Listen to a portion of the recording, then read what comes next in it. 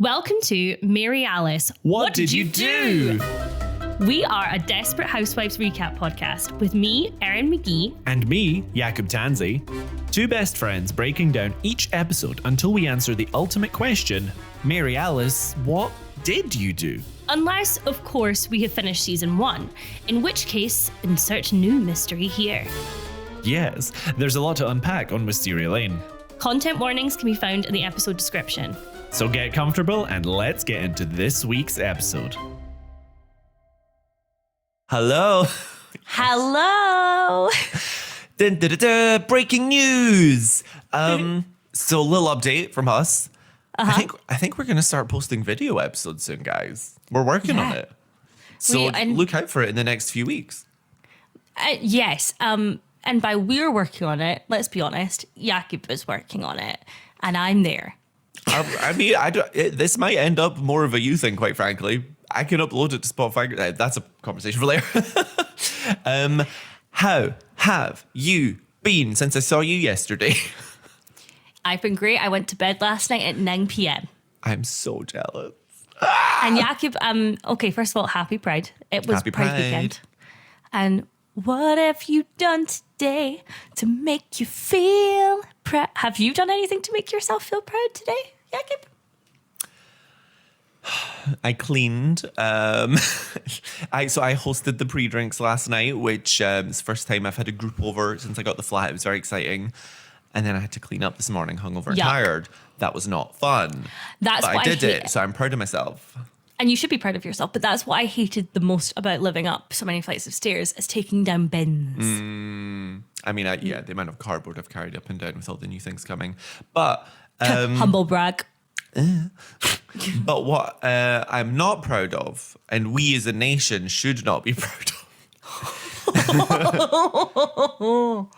No, because I don't want her fan base coming at us. Girl, Jakub. what fan base?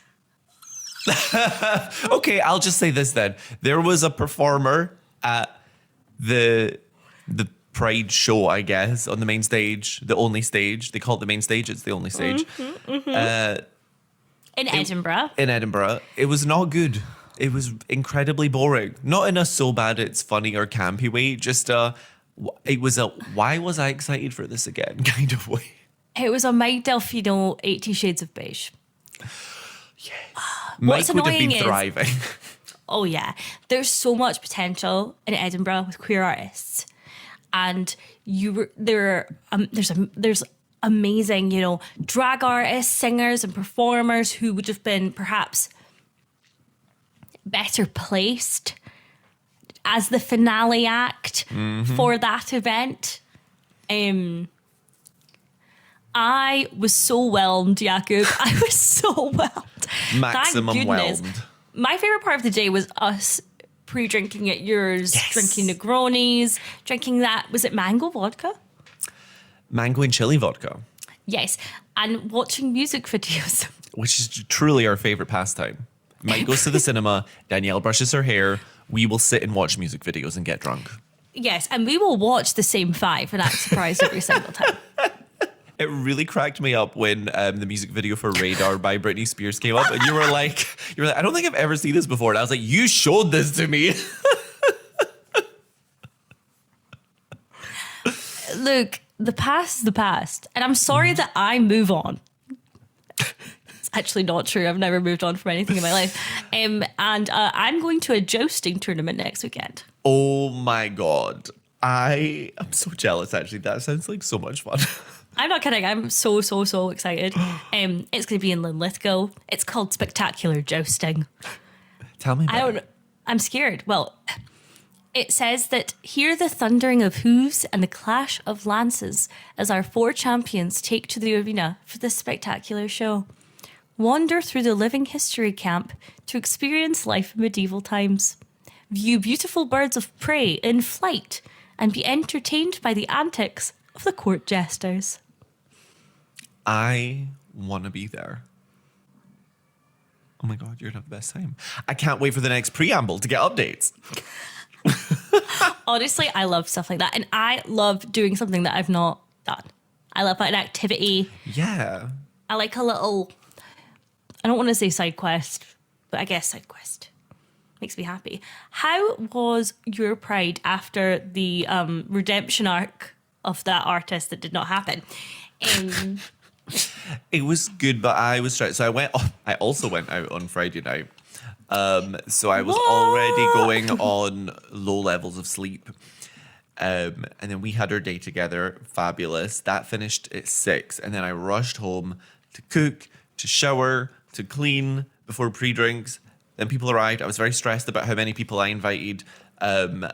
It was starting to get overwhelming. You were so stressed. Somebody was like, I'm going to invite 2 more people. And Jakub's going, It was 3. It was 3 more people. And I was like, what do you mean? Who? But it was fine because enough people were no-shows that it was actually the perfect amount of people in the end.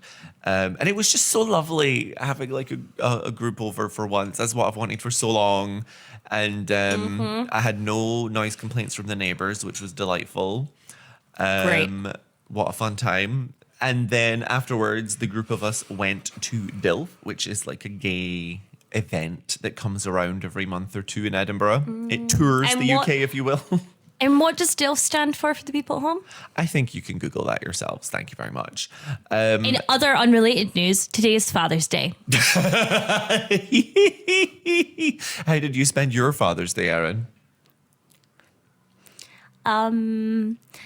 I spent. Yeah, you put me on the spot. Here we are. I spent my Father's Day. I went for a coffee. I went for some arancini. And I'm going to watch Love Island and eat some pizza.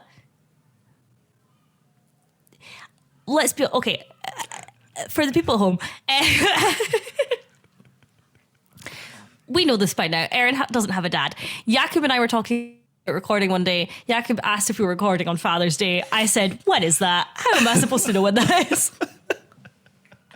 I don't have one of those. They were out of stock.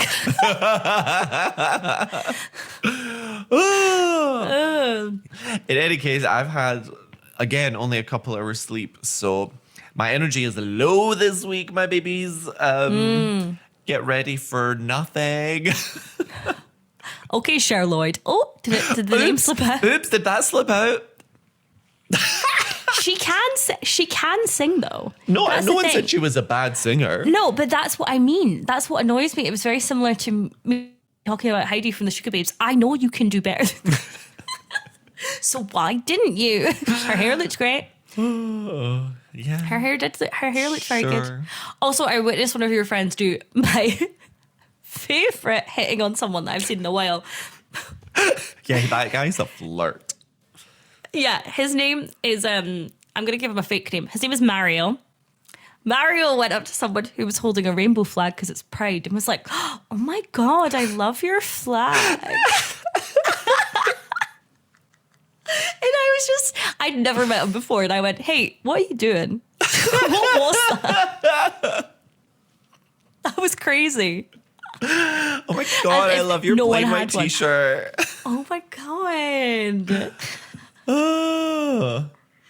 Oh. Slay. We also had our first Buzz Balls ever together. Oh yeah, also mango and chili flavored. You know, we're mango and chili going was with the kids. theme. It was the theme, not sponsored. Can't wait till next year where we headline. We are going to headline Pride next year in Edinburgh. That's right. You heard it here first. Because we've decided. And then Cheryl Lloyd is going to get a podcast and talk about how rubbish we were, and it'll serve us right. That'll be fair. That will be fair. What do you think we'll do? Do you think we're going to do a dramatic recreation of a Desperate Housewives scene?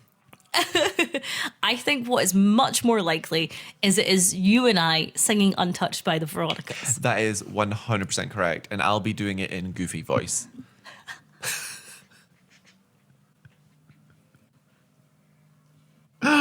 Yesterday, during our music video sesh.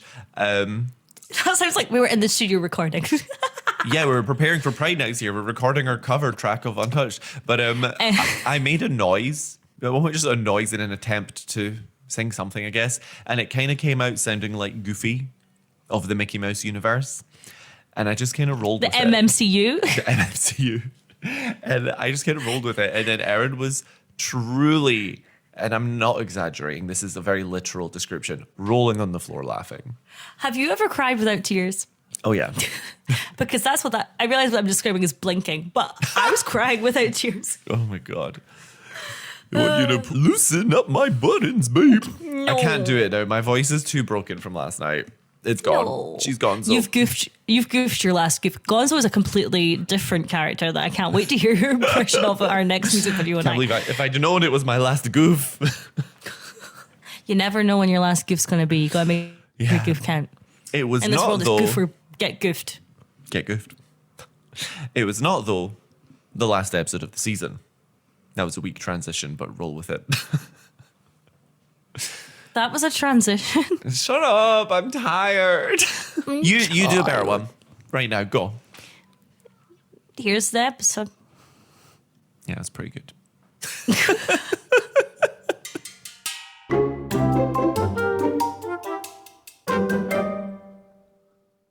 Calling all desperados. Are you enjoying the pod? Want to access our episodes early and support Erin and I to keep the show running? Well, now you can. Over at patreon.com/modded, you can support the show for as little as £3 a month. Why, Jakub, that's less than the price of the coffees that keep us coherent during records.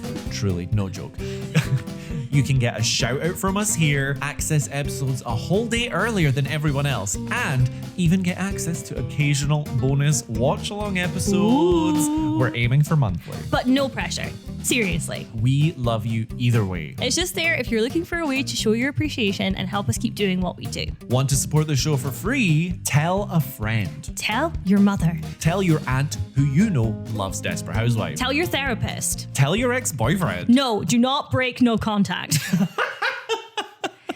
But tell anyone who might enjoy our ramblings. And leaving a review helps more than you know. We love you, desperados. That's patreon.com/modded. MAWDYD. Now, back to the episode.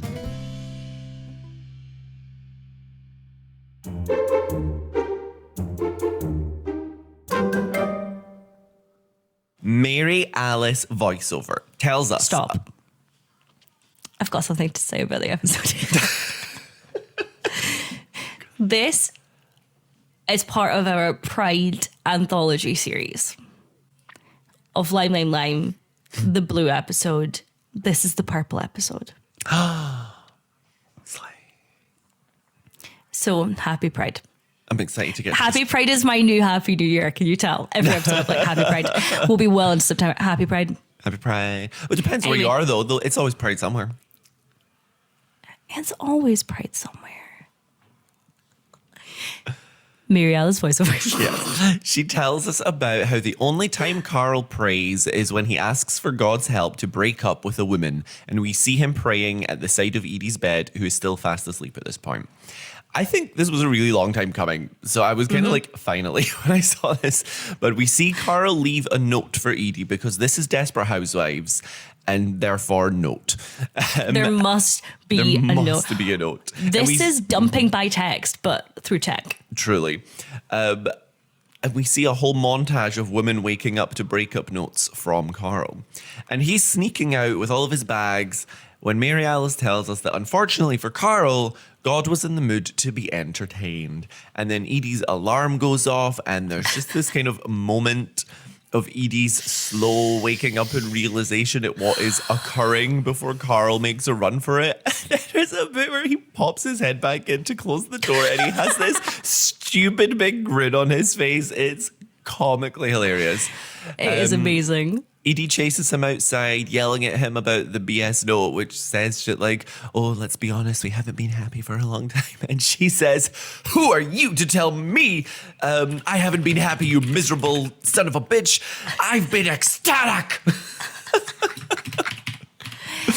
I didn't want to interrupt your flow there, but I have so many things to say about this scene. Please. First of all, I just messed up what I was going to say by saying this is dumping by text, but with tech, which doesn't make sense. I meant to say this is dumping via text, but no tech. No, yeah, I just did comment on it because I was like, people will know what you meant. I don't know if they will. I barely know what I mean. Second of all, Edie looks stunning in this scene and is waking up in full lashes. They're Hell just yeah. lashes. Hell, It's really good. yeah. Maybe they're natural. Maybe. Sorry, this reminds me immediately of last night watching our music videos when I was talking about how it took me a long time to understand the concept of wigs. And just anytime someone in a music video had a completely different hairstyle, when I was younger, I would be like, how are they growing their hair out so fast? Yes. I think we were watching, was it the Womanizer music video specifically with all of it? And Jakub She's got the used black to think, bob, she's got the long red, she's back to blonde. music videos take months and months from all the different hairstyles they have to do. It's an investment in time. Oh. Edie rightfully, I think, is mad that he proposed if he supposedly wasn't happy. Yeah. I mean, Carl is, well, he sort of lies. When Edie's like, tell the truth, is there someone else? Is there another woman? And he says yes, which I would say is half lie, half truth, because the other woman clearly is Susan. Yes. But him and Susan weren't really like a full-on item, you know? So it's also a lie in that sense. So it's kind of a weird one there. But basically, the decision to say this has consequences. But also, sorry. No. I don't want to interrupt you, but I'm scared you're going to get to the end of the scene and then it's not going to interrupt me. No.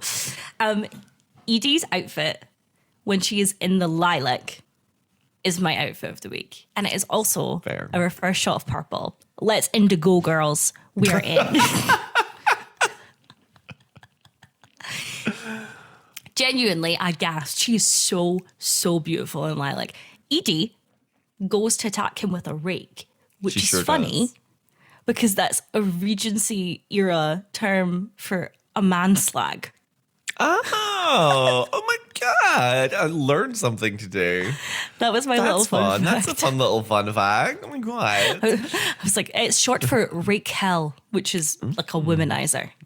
Womanizer. Right? It all comes back. It all comes back. It's so difficult to hate him in this scene, even though he is the villain. Yeah, but it's so funny. So Edie's coming at him with a rake ready to smash up his car, which he's struggling to get the engine going on. And he speeds off just in time to avoid Edie, but right into the path of a garbage truck. Because he is acting trashy. Yes, it is not +1 to the death count. He's absolutely fine, but he's just sat there with this dead look on his face as Mary Alice says that it didn't occur to Carl that God might be a woman. And +1 to the car accident count. Oh, true. And then we get...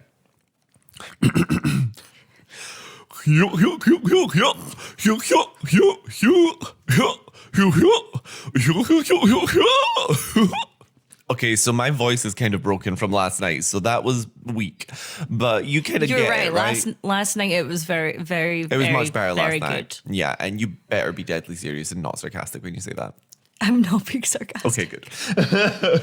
I was haunted. It was hauntingly beautiful. You were like, when I say that you were ruffling, rolling on the floor laughing, that's not an exaggeration. You were literally on my floor laughing, rolling I around. was in the fetal position and I was cry laughing, but no tears were coming out of my eyes. So I had like the Botox cry where my eyes are just like, I couldn't. I'm not going to do an impression of Mary Alice's voiceover because I listened to our last one back and I felt so cringed out of myself. Trying to do a little American accent, nobody can do it like Mary Alice. But the members of the Fairview chapter of AA ended every meeting with a prayer. And it's the classic, God grant us the serenity for things we cannot change, the courage to change what we can, the wisdom to know the difference. For anybody who didn't go to Catholic school like us. And while most were asking God for help in resisting temptation, Bree Van Camp was busy thinking thoughts that were downright sinful. And we know that they are sinful because she is wearing a plunging neckline. She is staring at Peter like she is going to eat him alive in this scene. It's yeah, it was really the most intense fuck me eyes I've ever seen, quite frankly. Now, I feel sorry for you. My main thought for this scene is, does Peter get his fashion advice from Zach Young? Because this man owns one polo neck. He's not at Shopping Addicts Anonymous, is he? No, he's at many addictive meetings, but not the shopping one. We see after the meeting, and Bree wants to take Peter to the opera, which I think, because he's clearly not an opera guy, is a way for the writers to show us how completely incompatible these people really are. She also was, one of the things she loved about George was that they shared the same kind of interests. But it's clear Peter doesn't. He's a different type of person. Regardless, they lean in to kiss anyways, but they don't lean in to kiss like it's their first kiss or second kiss, or I don't know. The energy felt, have they been macking since he took her home? What's going on? What do you think? I don't think they have been, because I think it would be much more intense if that were the case, given Peter's status. I don't know. Condition? What's the word I'm looking for here? You know what I mean? Addiction? Yeah, yes. Yeah. Anyway, we enter Claude, who has, dare I say, the worst mustache I've ever seen on an adult man. He looks a lot, he reminded me a lot of Bruce Campbell, like the main character from the original Evil Dead movies. He's in stuff you'll have seen, but that's all I can think of as the main example. Yeah, you said Bruce Campbell, and I was trying to rack my brain for who we went to high school with. It was called Bruce Campbell, and I went, I've got nothing for you here, babe. Jakub and I sometimes play that with our school year. We play a drinking game where we try and remember everyone's surname, and it does not go well. It's harder every year. Next year, +1 to the death count. So, Claude is saying that he's not happy Peter is looking like he's relapsing, seeing him go to kiss Bree. Claude is Peter's SA sponsor and calls Bree a lust trigger. Which, with the eyes she was giving Peter earlier, is 100% accurate. Oh, yeah. Oh, yeah. Claude gives Peter some serious tough love and says in the end, tell the pretty lady goodbye and that you can't socialise with her anymore. And Bree is drumped? And Bree is dumped by proxy.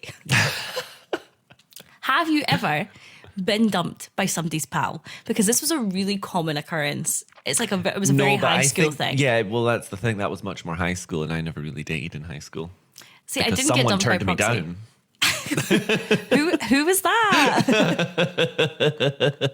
We met one of Jakub's friends yesterday, and he was like, how do you two know each other? Without even thinking. So we were in love.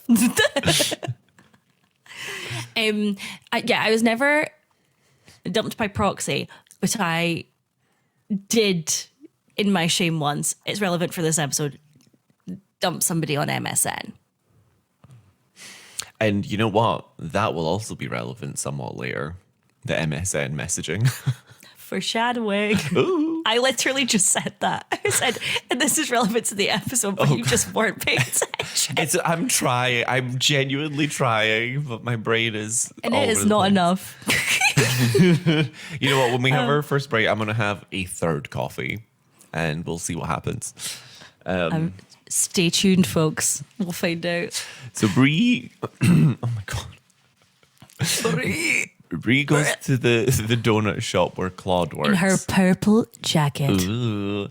Purple is the villain color, so she is a villain in this scene. Let me tell you, she's a villain this whole arc. Let's be honest. This is a crazy scene, quite frankly. She goes to Claude's place of work to try and convince him that she's not a lust trigger and can maintain a friendship with Peter, but Claude doesn't want to hear it.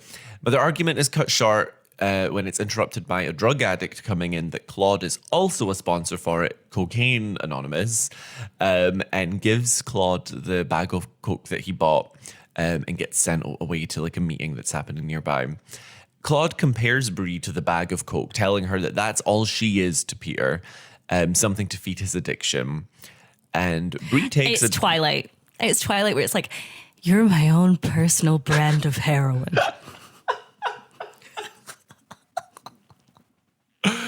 Oh, what am watch Twilight again. But Let's do that let's right do now. that right now. Bye. Bree takes Bonus episode. advantage of this situation and essentially tells the police, because it's a donut shop, so obviously there's police there, that the donut shop guy is carrying drugs and truly sends an innocent man to jail for her own selfish benefit in this comedy moment. A wild thing to happen. This entire scene takes place in a different show. This is a different show. This is not Desperate Housewives. I don't know what this is, but first of all, did not make the connection about the donut shop and the police at all. Second of all, I just want to describe to you and get your reaction to what Claude describes as Peter being completely off the rails. Waking up in a stranger's bed every morning. I see. So you're coming at me for a personal attack is what's happening right now, yes? The park at night looking for somebody to get off with. Okay. Well, let you know, let's calm down. Compulsive masturbation every chance you get. And the best thing about this scene is that then one of the patrons leaves the local Krispy Kreme or whatever it's supposed to be. He's just like, I'm out. This is too much. Yeah, because he's full voluming. Yeah, and Bree's like trying to activate the power of love in this scene, and it is ineffective. And Bree is awful in this scene. She is horrendous. She is deplorable. But why would you taunt her? It is weird the way Claude's like, and there's nothing you can do about it. I don't know. Maybe that's just his method. He finds the most effective to get through to people. Perhaps. Tough love situation, maybe. Tough love. So, Bree and Peter are in the kitchen. Peter is shocked that his sponsor and mentor has what he thinks relapsed. Bree is pretending that she's surprised and is just off. It's so weird. She's offering milk to go with his cookies that she's given Peter, and it feels very Hansel and Gretel, like she's the witch who's tricking him. It's a really bizarre. Again, we're not in the same show. This art is odd. Peter needs a new sponsor, and instead of doing what he should be doing and calling our girl Donna, he lets Bree suggest herself. The power dynamic of all of this and the manipulation is horrendous. Everybody is manipulative in this episode. Everybody. Mm-hmm. Nobody comes out clean. This actually is not even the worst manipulation in this episode. No. Peter is shocked by Bree's feelings for him. And she does tell him, which I think is true, that he's good and kind and smart. But Bree wants to be there for him in a way that she just simply cannot be. And she wants to be Peter's rock, but has no idea what that involves. I think she just, after everything she's gone through with Andrew and George and Rex, she so desperately needs to be needed. I also wonder if she is emotionally, because she's had to be in some way, some small way, emotionally dependent on Peter. Because she's been so vulnerable with him in a way that she isn't with anybody else. If she feels like she has to make it even. I think Bree is just lying to herself more than anything to justify her actions, quite frankly. Yeah. So, I did not enjoy this next scene. Bree gets a call from her new sponsee who goes to collect Peter from an orgy that's happening. And reality starts to set in for Bree about the realities of sex addiction. And that's not a comment on the people at the orgy who seem like they're having a lovely time.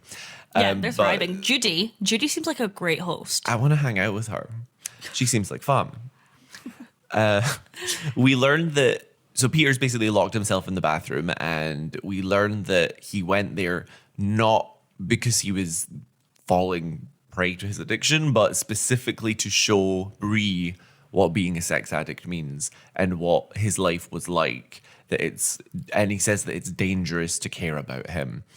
And I did not like them both referring to the whole scenario as like, it's disgusting. And Yeah. I'm like, not everyone at an orgy is a sex addict. It was very judgmental. And I was just like, this is not landing for me. No. I mean, it was this thing of kind of, oh, do you know how horrible it could be that I'm with these people who are all consenting adults and we're all enjoying each other's bodies? Can you imagine? I can totally understand for Bree's character why she's 100%. shocked and judgmental and stuff, but it was more the tone that the show took as a whole. Yes. That bothered me. Doesn't feel like it was written by a gay man. It was definitely not written by a gay man. I'll tell you that for free. Thank you. You're welcome. Bree says during their conversation that, between Rex and George and everything, there's actually a lot she can put up with so long as Peter is honest with her, which, to be fair, is probably really refreshing for her. Yes.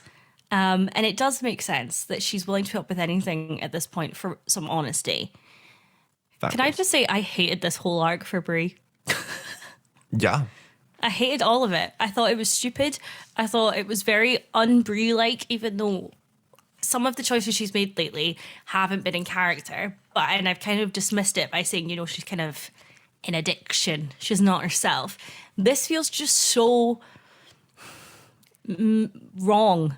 I think what they were trying to accomplish with the arc made sense. I think they went about it poorly. Yeah. And also, I don't like Caleb, but I don't want him to be in jail for cocaine possession. Caleb? Claude. Claude. Oh, we'll get to Caleb. I also don't want Caleb in jail for cocaine possession. We'll get there.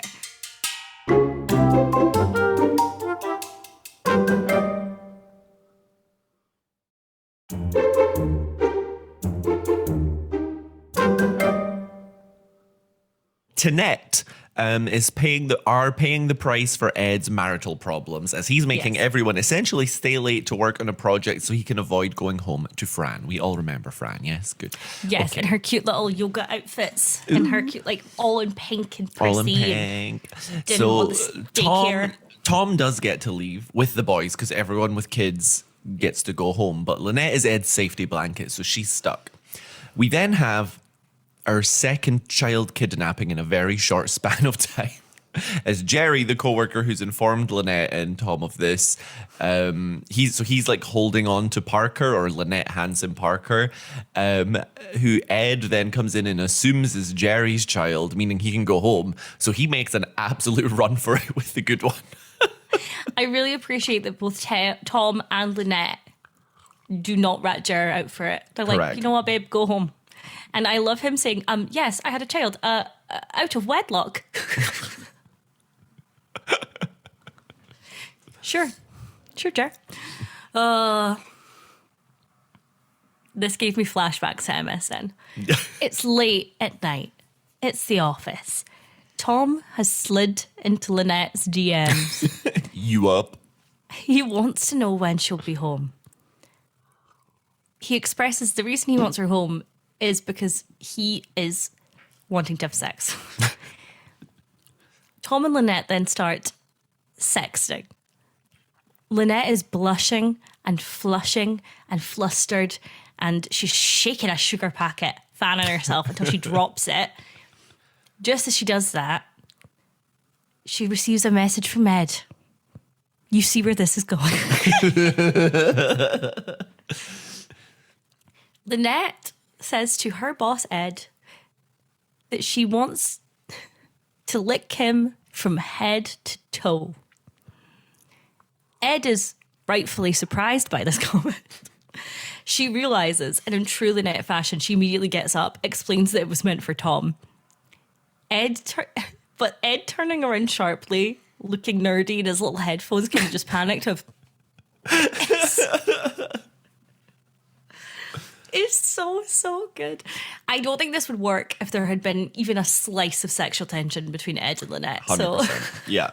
I do love how truly chill Ed is about the whole mix-up, because that is such a nightmare scenario to find yourself in for Lynette. So I really appreciated him for that. Also, he's got her working, supposedly. So this is at work. Also, the messenger making everything all caps really stressed me out. It was of its time. Did you? So you had MSN, obviously. Yeah.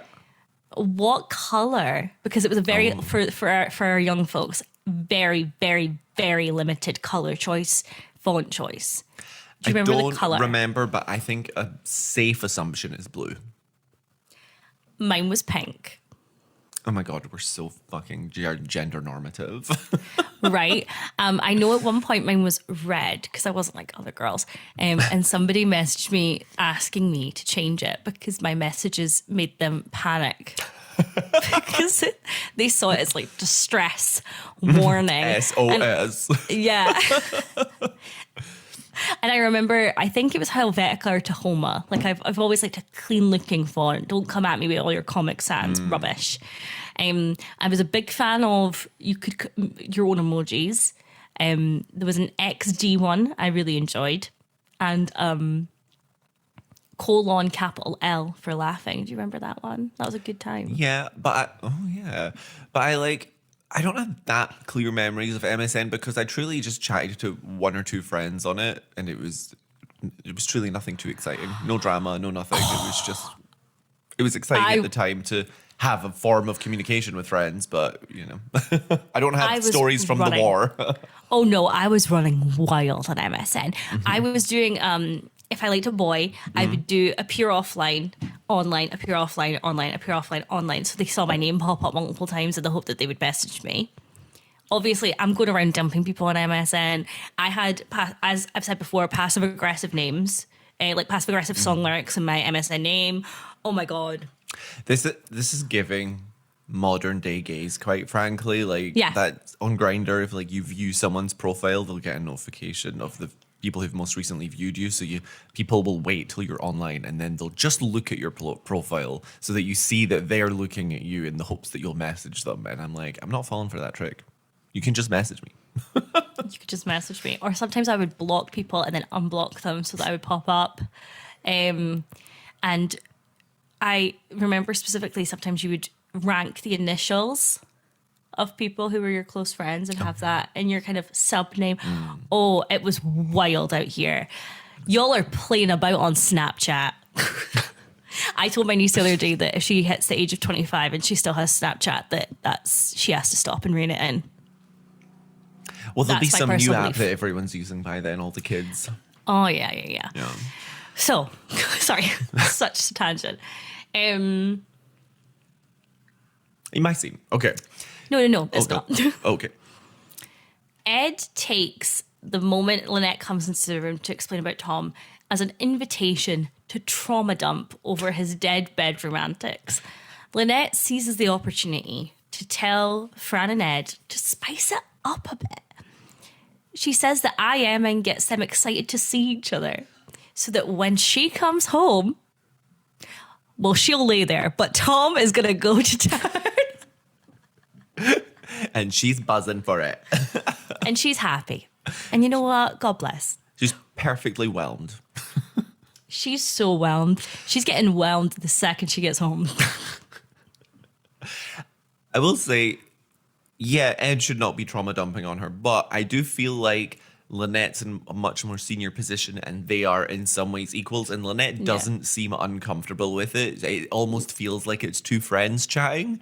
So I feel like they've developed a bit of a dynamic, even if this isn't something we've talked about. Yeah, very much like low level, but yeah, it didn't strike me as like, oh, this is terrible of Ed to be doing that, I was just a bit like to me it was Lynette being like, I'm going to help you, but I don't want to be the person you have this conversation with. That's how it felt to me.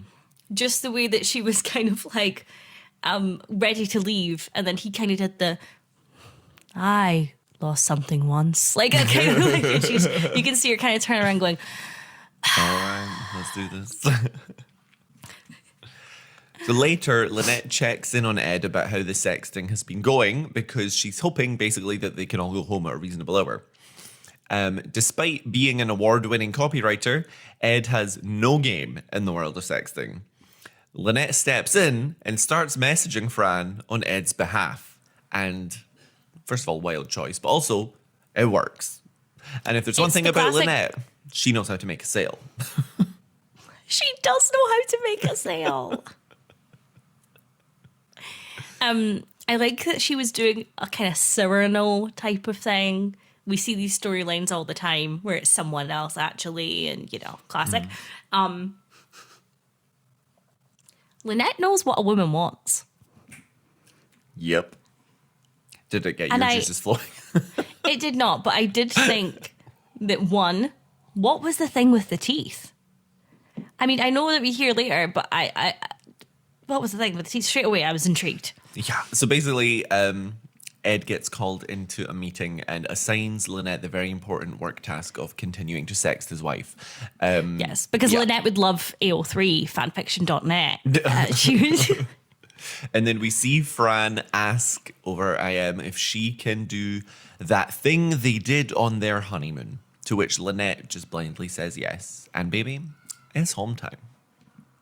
I was mad at how tame that turned out to be. Yeah, well, that's straight people for you. Yeah. So Ed is on the couch in the office and he seems a little bit traumatized. Lynette realizes that Ed and Fran's night did not go as they intended. There was a nipple potentially bitten off. Unclear if this was an exaggeration. The jury's still out. I wasn't 100% sure. Yeah, also they built it up to be so much more insane than it was. Fran worked out eventually that it was a stranger who IM'd her. She called a divorce lawyer, and eventually she said she wanted whomever did it fired. What do you think about that?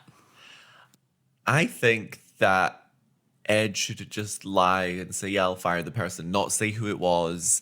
And, you know, it is what it is. That's exactly what I thought. The only thing I can think of is that she clearly visits the office and she's dropping the child off at daycare.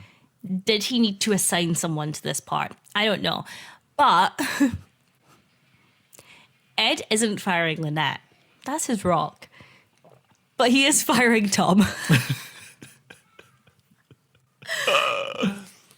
Lynette is reminding Ed that he would need cause to do that because Ed has priors and he's been sued before. But Ed is confident he'll be able to find something because if there's one thing Tom Scavell is going to do, it's mess up. And will he mess up? We'll simply have to wait until next week to find out.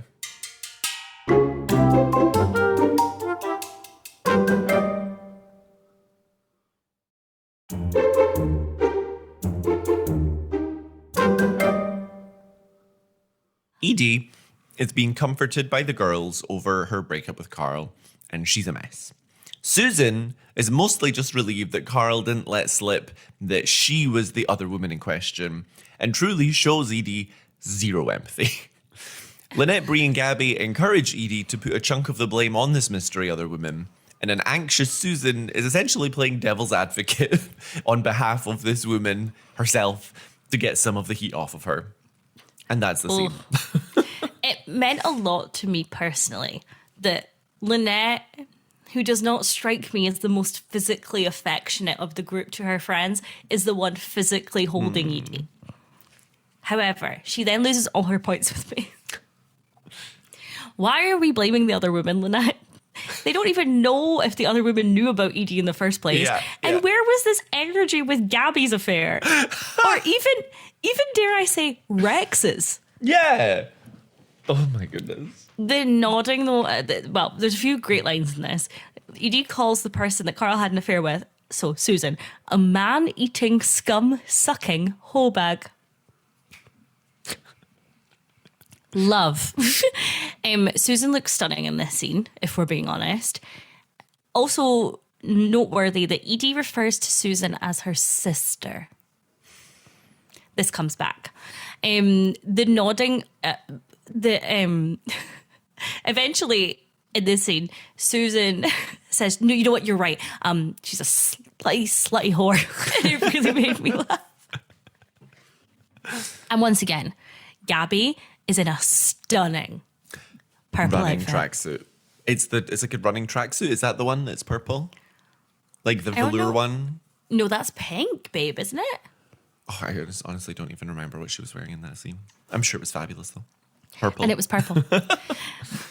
Susan comes to Edie's door. with a big pile of self-care, self-help books to help with the heartbreak. And I am obsessed with Edie's entire wardrobe this episode, because usually somebody goes through heartbreak, they look off the rails, their hair's a mess, they're in big t-shirts. Edie's heartbreak wardrobe is just super covered up and conservative. It's just normal. She's just wearing like a shirt and trousers in multiple scenes. However, much like our boy Jakub, Edie is not a reader, and she is not down for the self-help care books. Susan should have maybe tried bringing a pamphlet. She should have tried bringing a pamphlet. She does try and go for more of a visual art form and suggests taking her to the cinema because she wants to hang out with Mike. It's been a few days. Yeah. Edie asks why Susan's being so nice to her. Edie decides that she gets healed by getting hammered. How would you say you cope with heartbreak? We know how I cope with heartbreak, because every time it happens, I turn up to your place with a big bottle of Fireball, 2 liter bottle of Dr. Pepper, and a shit movie to watch. I need to start dating someone just so I can go through a breakup, because that's the only way I can get Fireball. It just feels wrong to have it any other time. So I feel like we need it. Could you go through something horrific? Yeah. Because I feel like I need to dance.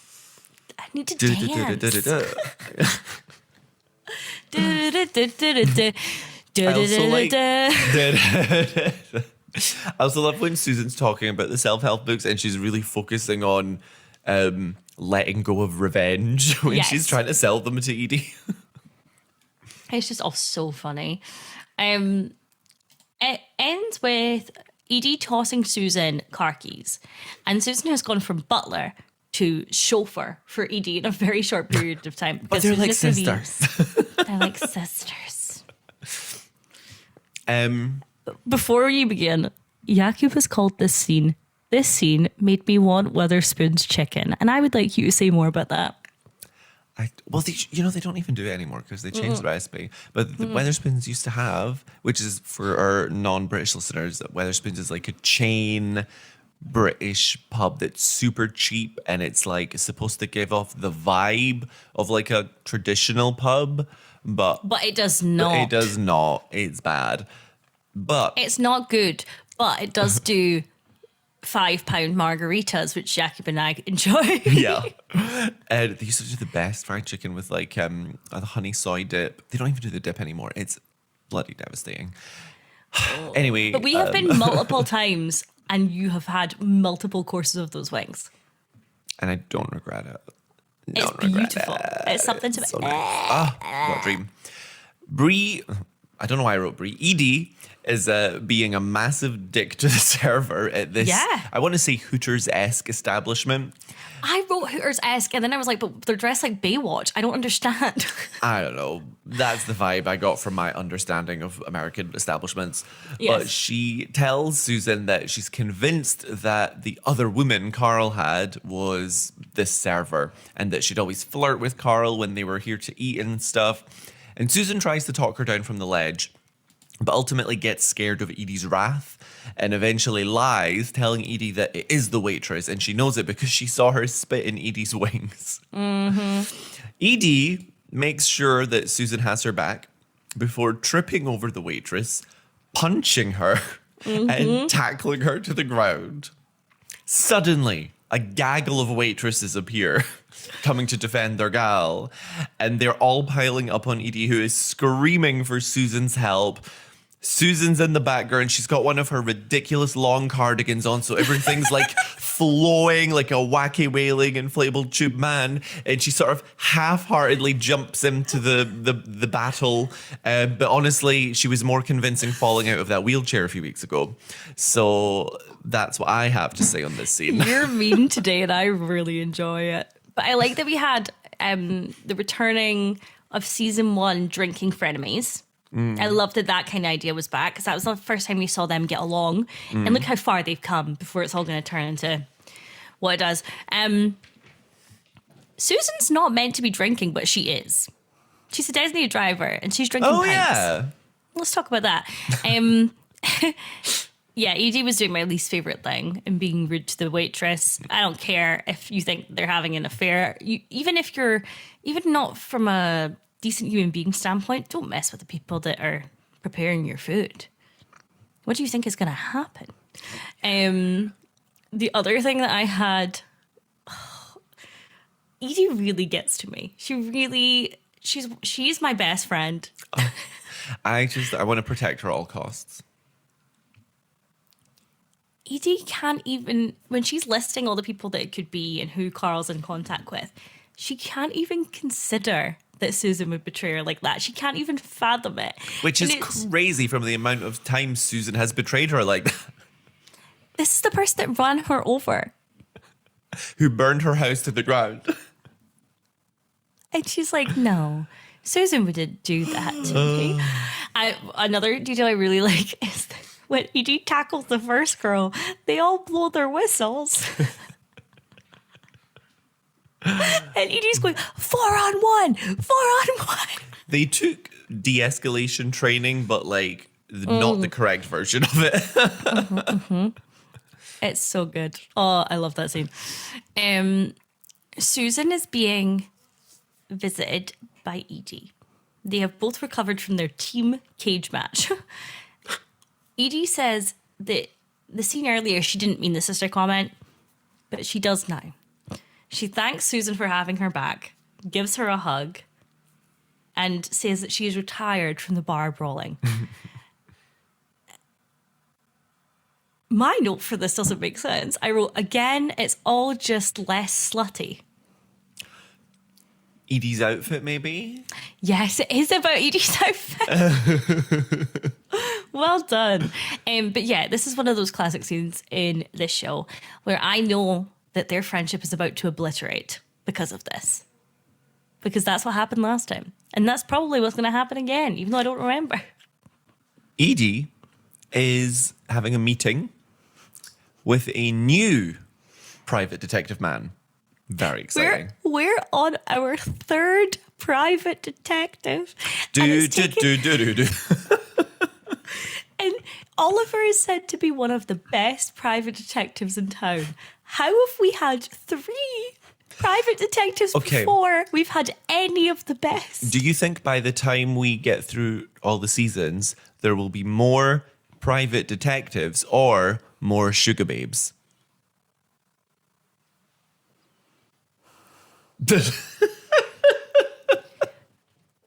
I think we might have to end the series with a private detective ranking. And I'm telling you now, Mike's at the bottom. F tier. So, basically, she's hiring someone to figure out who the other woman was.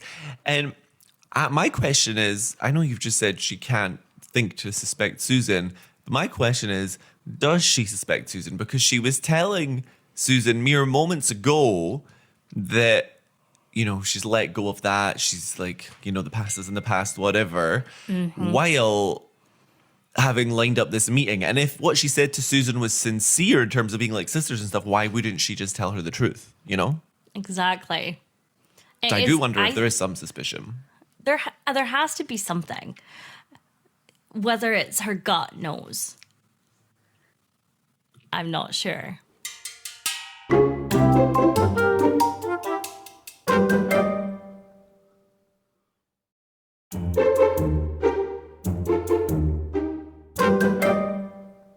Carlos and Gabby are taking baby Lily for a stroll in a nice ensemble. Nice ensemble from Lily. When Dale approaches, he is supposed to be coming back from spring break. He has got a free bus pass because of his age.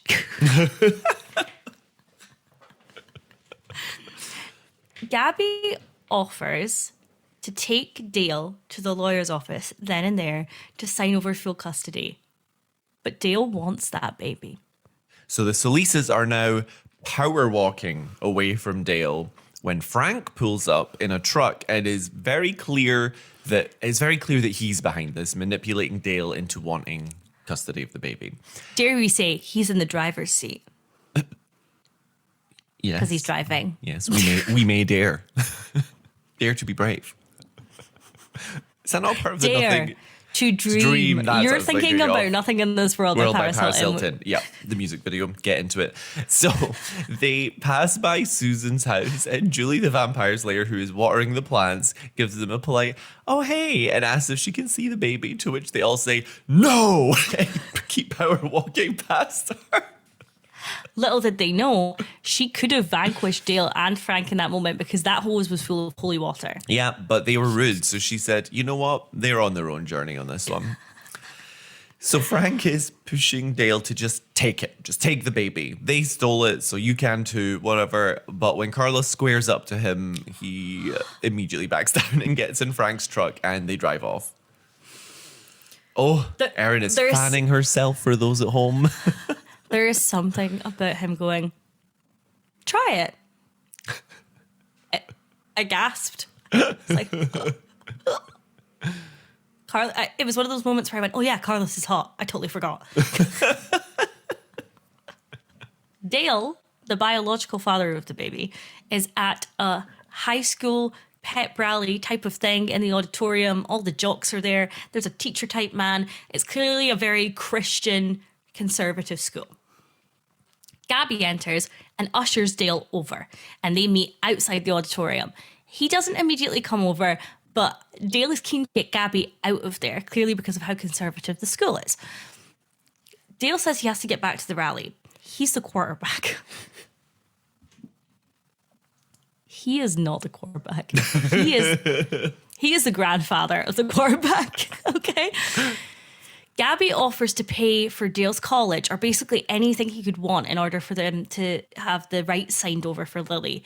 She just wants to know what it'll take. But the real plan is revealed. Frank wants the baby, not Dale. He promised Dale that he would take the baby off of Dale's hands, and Frank thinks that if Libby sees Frank with the baby being responsible, then they'll get back together because they have recently broken up. Gabby says, "I do not want my baby being used as a bargaining chip." Fair. One of the fairest things she said. And we know from the previous episode, she's only very recently gotten extremely attached. Yeah. Do you remember we were talking about the yoga? Yeah. And I was saying, I think this is a genuine, she started to be really close and intimate with the baby. I think that was a real turning point for her. It seems like that could still be the case. Yeah, I mean, we haven't seen Xiao Mei looking after her again, so maybe. Yeah. Dale says he's sorry, runs back into the auditorium just in time for prayer time. Lots of prayers in this episode. But we have another temptress interrupting the prayer. Jakub, would you like to do this scene is bananas. And again, this isn't good writing. I'm sorry. It's just not. No. So everyone bows their head in silence for a little quiet wee alone time with God. And this is the gym hall, or the auditorium, is filled with the echoing stomps of Gabby's heels as she marches over to the podium. Mm-hmm. And there's a bit of confusion as to who this random lady is, but she shoves the priest guy out of the way and just starts yapping. And she gives a good shout monologuing. Starts monologuing. She gives a shout out to God. Yay, God. And basically publicly blackmails Dale by saying that if someone were to get a stripper knocked up, that they would get kicked off of their team and lose all of their scholarships. Wink, wink, nod at Dale. Hard cut to Gabby coming home with the signed parental waiver form from Dale. It's quite cute that Lily looks gorgeous in this scene, and she reaches for the papers, like, let me see that. Let me see that. But no, well, this she whole should is know a who mess. her dad is going to be after all this. The whole scene is a mess. Gabby is in metallics again. Just want Fighting for her baby. Fighting for that baby. I don't want to recap the scene. Oh. I'm mad that I am. I was so I'm happy mad when that I you saw did- it wasn't me. So I'm going to give a very much a Cliff Note version. Gabby is playing with Lily when the door goes, and she passes Lily to Carlos. There is a court order to take the baby into custody, and they're confused because Dale has signed away his rights, but it is Libby who is protesting. And until the adoption is legally finalised, Libby is legally allowed to change her mind, and she has. Libby and Frank get out of the car outside the house, which should never, ever, ever have happened. Should never happen. Gabby comes out of the house screaming, and she confronts Libby, saying she doesn't want her money back. She just wants her baby. And Carlos gives the baby to the authorities. Gabby has to be physically restrained. It is awful. Gabby says they've already fallen in love with her and starts listing that Carlos sings to her and they feed her and they clothe her, and it's brutal. And she's pleading with Carlos to do something, but neither of them can do anything. And it goes on for such a long time. That's the bit I always start crying at, when she says, you can't take her away, it's too late, we've already fallen in love with her. That is the line that gets me every time. Yeah, I was sobbing my eyes out. And you feel it for Carlos as well, because two very different responses. Gabby is kicking and screaming and crying, and Carlos is gone. He is in shock. He's completely not there. But good on Carlos for, like, because this is obviously very hard for him as well. But he's like, I need to take care of my wife in this moment, you know? Yeah. So, you know, I think he's going to do well in the rankings this week.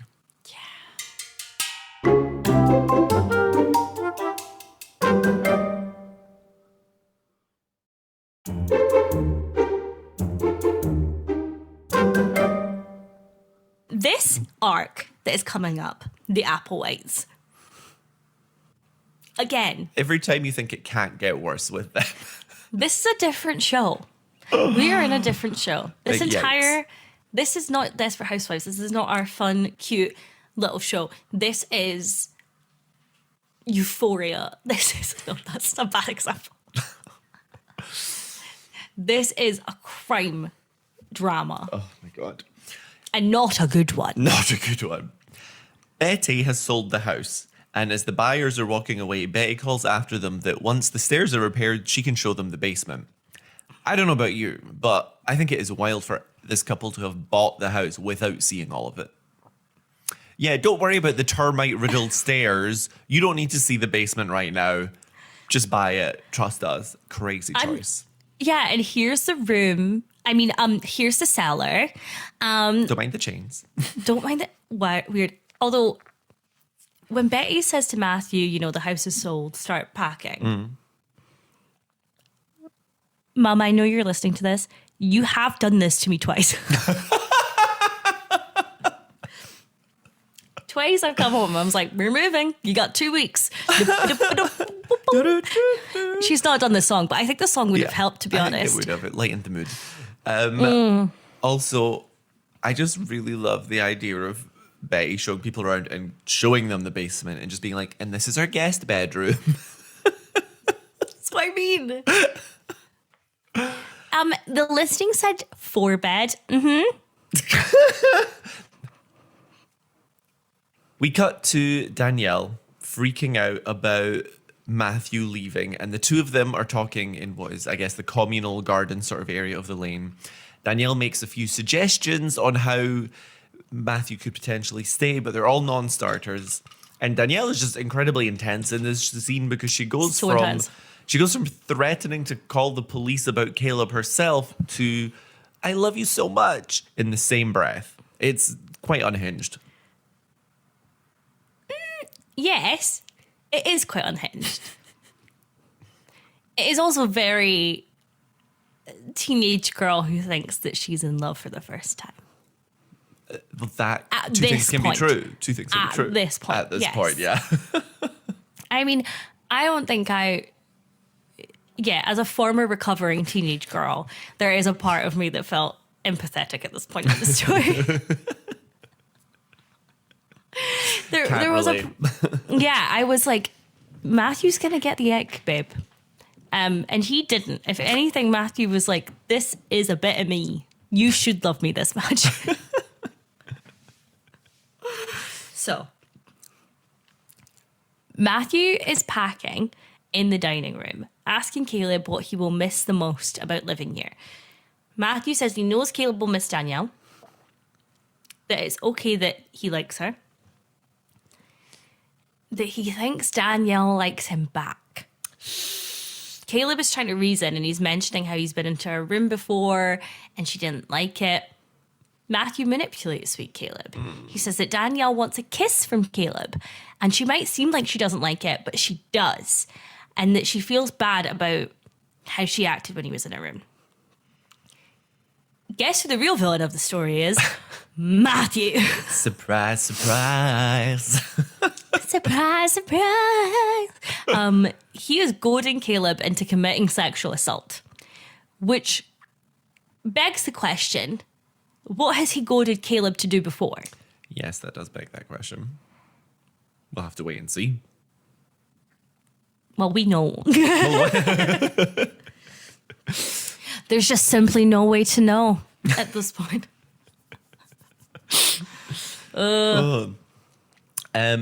Matthew later wakes up Caleb from a nap and tells him it's time. And then we see Danielle. Very Lion King. It is time. It's just time. And we see Danielle in her room, deeply engrossed in her favorite hobby, brushing her hair. And then we see. All we see her ever do. Well, you know, people have their hobbies. Mike goes to the cinema. Danielle brushes her hair. There we go. One day we see Danielle and Mike together watching Hairspray in the cinema. Their two hobbies combined. Yes. And they both look across at each other like, oh, hey, neighbor. Do continue. No, I want to see where that goes. No, Bree is... Yeah, so Caleb enters the room and Bree is also home and she hears a struggle coming from Danielle's room. So she comes running in with a gun, firing a warning shot. Bree tells Danielle to call the police, but she doesn't want to get Matthew in trouble. And she's really giving Ariel from The Little Mermaid vibes with sort of like, but Daddy, I love him. That's the energy she's giving. Yes. It is a violent scene. Things have smashed. Danielle's clothes are physically ripped. She is scream crying. Which is what happens next so shocking. Bree has gone to the Applewhites. She is rightfully angry about what could have happened to her daughter had she not been there to intervene and had she not been a member of the NRA. She says, oh, you know, if I hadn't been in the house, he could have raped her or worse. And when I was watching just without even thinking, I said out loud, or worse, expelled.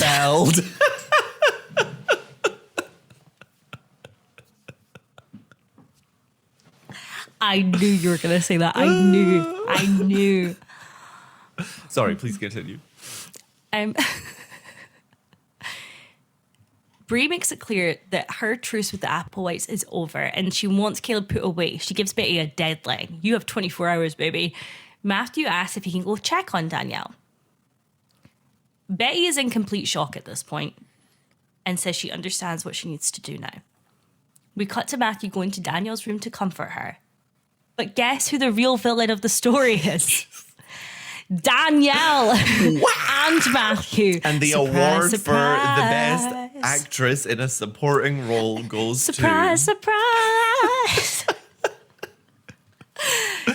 There was a plan between Danielle and Matthew the entire time. They are both evil. It was all an act. What? I can't remember watching this for the first time, but this is a wig. It's a shocker. We were in for that wig. Mm-hmm. And you know what? That wig's been brushed. That wig has been brushed. But it is so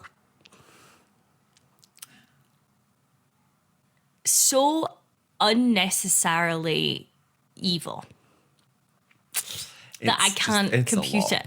And just when you think we've reached the pinnacle of evil for the Applewhites, we hit the next scene. This scene is mental. The only thing that makes me laugh in this scene, and the only thing that makes me laugh in this arc, is that Matthew comes in with pamphlets. Because notes and pamphlets, that's the show. Matthew's talking about mental health facilities while Betty unpacks groceries. Betty promised herself that she would never institutionalize Caleb, but is also aware that prison would be a worse fate, which Bree will see to if they don't put Caleb away themselves. So, naturally, Betty decides she's going to murder her own son. Are we okay? I don't think she's ever been okay with her responses to any of this information. But the weirdest part for me is that Matthew takes the bottle and knows intuitively what phenobarbital is. I don't think He goes, phenobarbital? Oh, right. Okay. Yeah, fair. He literally looks at it and goes, oh, I know exactly what that medication does. Is he a pharmacist? Oh my God, he's going to be getting tips from George on how to be evil and on pharmacy. Betty wants to euthanize Caleb. Crazy. She says that he was meant for a better world than this and that they should give him the peace he deserves, yada, yada. Basically just trying to not feel horrible herself, probably. She's saying this for her own benefit, not because it's true. This was obviously not part of Matthew's plan, which I guess is backfiring. I don't believe that Matthew would want Caleb to be killed. I do not believe that. I don't think so either. I think he has perceived the outcome here in his head. And it seems to me like he is used to manipulating and used to using Caleb's illness as a crutch for his own behavior so that he has a scapegoat, essentially. Yeah. 100%. And he didn't expect it to reach a point where that shifted in this way. Yeah. Basically, Betty is preparing a sort of last supper in which she plans to sort of drug Caleb's food. Hate it.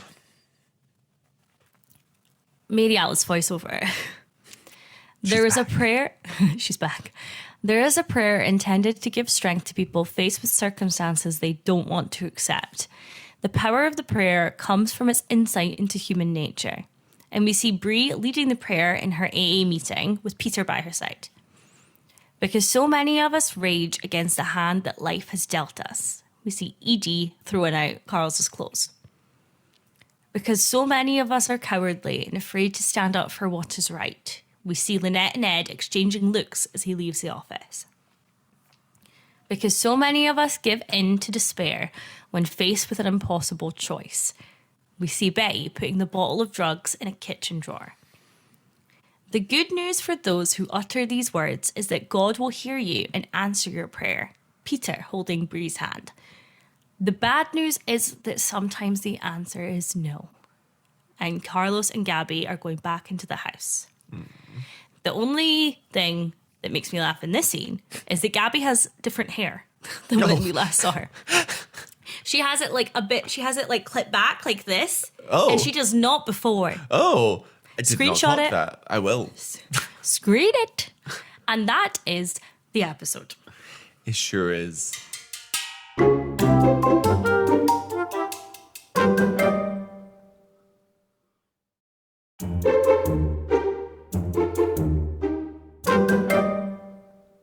We've never seen Danielle be evil before. No. Insane. Well, dramatic. Evil? Hey, I think that's a fair take. But I think the timing of this, after the threat of Andrew has somewhat been squashed a little bit or seems less intense. Yeah. Where it's like, oh, she just has this random evil child. Suddenly... When one supreme falls. Let's look at the genetic coding here. Let's look. If there's one thing the Vanderkamps are going to do, it's be evil and crash their cars. Yeah, because I mean, even Bree getting Caleb's sponsor arrested, they were all bad this week. Every one of them. The Vanderkamps are the monsters of the week. The apple's rotten right to the core. The Vanderkamps are my monster of the week. Fair. Well, I was going to ask who is the monster of the week because that's tricky. I think the Vanderkamps is a fair take because of the collectiveness of it. But I just have to go with Betty because planning to murder your own child is just... there's a lot of evil happening here, but that's where it peaks slightly for me. Well, for me, Matthew is more evil than Betty. That's also a fair take. I'm sticking with Betty. But Yeah. I think Matthew, Yeah. I think, was more shocking because we didn't expect that from him. He seemed much more protective of Caleb before. Whereas Betty having chained him up and stuff, it's almost like not logical, but we can see the steps that have gotten her to this point, you know? Yeah. My worst neighbor is Susan for saying that she was going to drive Edie home from the bar and then drinking herself. Fair. Because now I'm going to have to call an Uber. Oh my God. And as you've stated, there's not a lot of taxis in Fairview. My worst neighbor was the Solises for being very rude to Julie when they were power walking by. That's a good one. That's a good one. I think they've been through enough this episode. I'm not going to give them worst neighbor. Husband rankings. Tom was in it, but he did nothing, so I feel like he just gets a default 5. Yeah. I'm fine with him IMing Lynette. And Yeah. Yeah, fine. Yeah, that was nice for them, you know, normal stuff. Carlos, I want to give him like, I know like we usually step up per positive thing. I feel like some get more. We've definitely done, I want to give him either a 7 or an 8. Yeah, I think he gives Gabby, in the final scenes we see them, the ability to react as much as she needs to. When he's clearly hurting himself. There was also the bit when he squares up to Dale. Hot. +1. Hot. Yeah, I think an 8. I think an 8. Well done, Carlos. It's been a minute. Well done, Carlos. Carl. Big fat 1. No. 2 at most, though. How is he with Susan? He doesn't interact with Susan in this episode. No. So do we just stop giving him rankings then? I think we don't give... not this episode, at least. I think we don't give him a ranking this episode. Yeah, or ever, because I don't think he really comes back No, in as relation long as... to Susan for a long time. Or in relation to any of the women. Let's find out. Stay tuned. That's it, really, then. It was just the 2. Yeah. Fab. And outfit of the week goes to Edie in the beginning. It's like... And... Quote of the week? I don't know if I had a quote of the week. I think I would give quote of the week easily. Oh, is it what Edie says about the mystery women? Yeah, let me find it once more. Yes. Man-eating, scum-sucking whole bag. Yes, agreed. Love. Thank you so much for listening. I am hoping in the next couple of episodes that I cry less, that I'm less angry at the characters, unlikely, and that I keep being able to ignore Tom there. What do you hope for the end of this season? For the end of this season, I honestly just hope for something shocking World peace. World peace. And also for something shocking to happen that I don't remember. Because that's always fun when you're rewatching, you know? Yeah. That, I guess I'm just thinking from a more selfish perspective of what I'm hoping for, not like for the characters. Yeah, I mean, I didn't expect you to be selfless. And I'm be like, trying well, to I remember want... the time. Like, there's a lot of stuff in my head which is finale-esque, and I'm like, in my head, did they really cram all of that into the last episode? Because the Applewhite plotline feels like it's about to come to a head. And we've got at least 3 or 4 more. Or are they just not in the next couple episodes? We'll find out. Stay tuned. Well, yeah, stay tuned. Stay desperate. Thank you so much for listening. Thank you to our patrons. Thank you to Maggie. I saw her kicking about in the background at one point. Oh, yeah. And thank you for everybody who's commented and liked and listened, really. Yeah. And thank you to Erin for putting up with my half-awake status today. It is my deepest honor. You're welcome. I love you. I love you too. Stay desperate. Stay desperate. Bye. Bye. Thanks for listening to this week's episode. Be sure to check out our Instagram for visuals, behind the scenes content, and more. You can find us by searching for Modded, that's MEWDYD. Or just search for Mary Alice, What Did You Do? This podcast is brought to you entirely by us, Erin McGee and Jakub Tanzi.